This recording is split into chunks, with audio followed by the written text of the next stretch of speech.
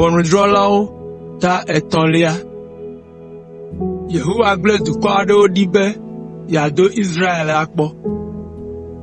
Ale Yehowa gblẽ dukɔ aɖewo ɖe anyigba la dzi be yeado Israelvi siwo mekpɔ aʋawɔwɔ le Kananyigba dzi teƒe o la akpɔ.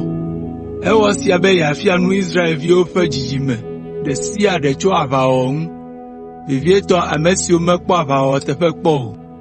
Ame siwo ganɔ anyigba la dzi kokoko woe nye Filistitɔwo ƒe du 5 me nɔlawo, Kanaantɔwo katã, Sidontɔwo kple Hititɔwo, ame siwo nɔ Lebanon towo dzi, tso Baal Hermon to dzi yi ɖase Hamot mɔnu.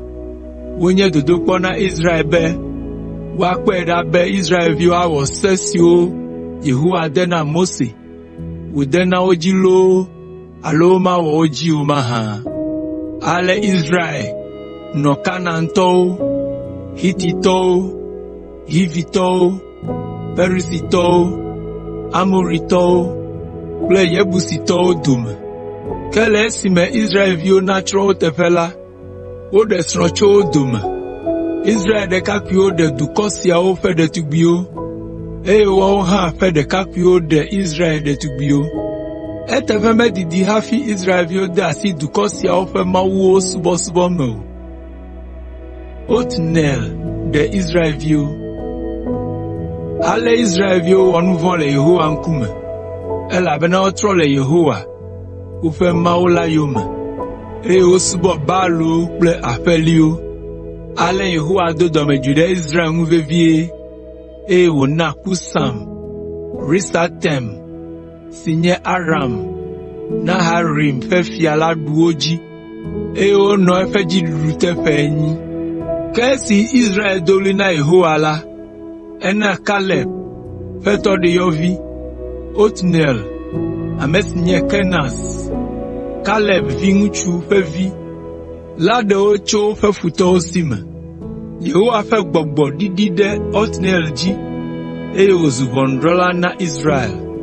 Esi wòkplɔ Israel ƒe aʋakɔ, eye wowɔ aʋa kple Aram, fia Kusan, Risatem la, Yehowa kpe ɖe Israelviwo ŋu be woɖu dzi. Ale Israelviwo nɔ ŋutifafa me ƒe 40 sɔŋ, va se ɖe esime Otniel, Kenas ƒe vi la ku. Ehud ɖe Israelviwo tso Moabtɔwo ƒe asi me. Israelviwo gawɔ nu si nye vɔ̃ le Yehowa ŋkume. Esi wowɔ vɔ̃ sia ta la, Yehowa tsɔ Israel de Moab fia Eglon ƒe ŋusẽ te. Amonitɔwo kple Amalekitɔwo kpe ɖe Moab fia la ŋu, woɖu Israelviwo dzi, eye woxɔ Yeriko, du si woyɔna be Ɖetiwo ƒe du. Eya ta Israel nɔ Eglon, Moab fia la te ƒe 18 sɔŋ. Ke esi Israelviwo gado ɣli na Yehowa la, eɖo ɖela aɖe ɖe wo. Ɖela siae nye Ehud, Gera ƒe vi, tso Benyamin ƒe to la me, ame si nye miawɔla. Israelviwo doe ɖo ɖe Moab fia Eglon gbɔ kple woƒe nudzɔdzɔ. Hafi wòayi la, Ehud wɔ adekpui 2 aɖe si didi mita 1. Eblɛ ɖe eƒe ɖusita ŋu, eye wòdo awu ɖe edzi. Etsɔ nudzɔdzɔ yi na Moab fia Eglon, ame si lolo ŋutɔ. Esi Ehud tsɔ nudzɔdzɔ la na fia la, egblɔ na Israelvi siwo tsɔ nuawo la be woatrɔ yi aƒe. Ke Ehud ŋutɔ trɔ le Gilgal legbawo gbɔ, yi ɖagblɔ na fia la be, "O fia, nya ɣla tɔxɛ aɖe le asinye na wò." Tete fia la gblɔ na eŋumewo katã be, "Mizi ɖoɖoe." Ale wo katã do go le xɔa me. Ehud yi egbɔ le dziƒoxɔ dzi, afi si ɖeka nɔ anyi ɖo le eƒe dziwomeŋɔli fiasã me, hegblɔ nɛ be, "Mexɔ gbedeasi tso Mawu gbɔ na wò."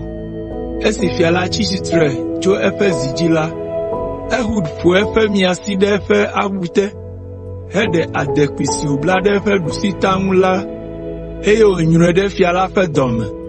Adekpui la ƒe didime blibo la, ga la kple asileƒe siaa bu ɖe lãme na fia Eglon, hedo ɖe dzimegbe nɛ. Ehud meho adekpui la do goe o, eye eƒe lãme mi nye tsyɔ edzi. Ale Ehud do go le akpata me, hetu dziƒoxɔ la ƒe ʋɔtruwo eye wòde gawo me. Esi fia la ƒe subɔlawo kpɔ be ʋua nɔ tutu la, wolala, elabena wobu be ɖewohĩ fia la nɔ tsileƒe. Ke esi eteƒe didi, eye fia la medo go o la, dzika tso wo ƒo. Ale wodi safui aɖe heʋu ʋɔ la. Kasia wokpɔ fia la wòku, mlɔ anyigba. Le ɣeyiɣi sia me la, Ehud si, heto kpelegba siwo kpa da ɖe Seira la ŋu. Esi wòɖo Efraim ƒe tonyigba dzi la, eku kpẽ. Tete Israelviwo ɖi tso towo dzi va kpe ta ɖe eŋu, eye eya ŋutɔ dze wo ŋgɔ. Egblɔ na wo be, mikplɔm ɖo, elabena Yehowa tsɔ míaƒe futɔwo, Moabtɔwo de asi na mí. Aʋakɔ la yi ɖaxɔ afi si Moabtɔwo tsoa Yɔdan tɔsisi la le, eye woxe mɔ na woƒe tɔsisi la tsotso. Wodze Moabtɔwo dzi, eye wowu woƒe aʋawɔla sesẽ 10,000. Wo dometɔ aɖeke mete ŋu si o. Ale Israel ɖu Moab dzi gbe ma gbe, eye ŋutifafa nɔ anyigba la dzi ƒe 9 sɔŋ. Ʋɔnudrɔ̃la si kplɔ Ehud ɖo lae nye Samga, Anat ƒe vi. Etsɔ nyikplɔti wu Filistitɔ 600, eya hã ɖe Israel.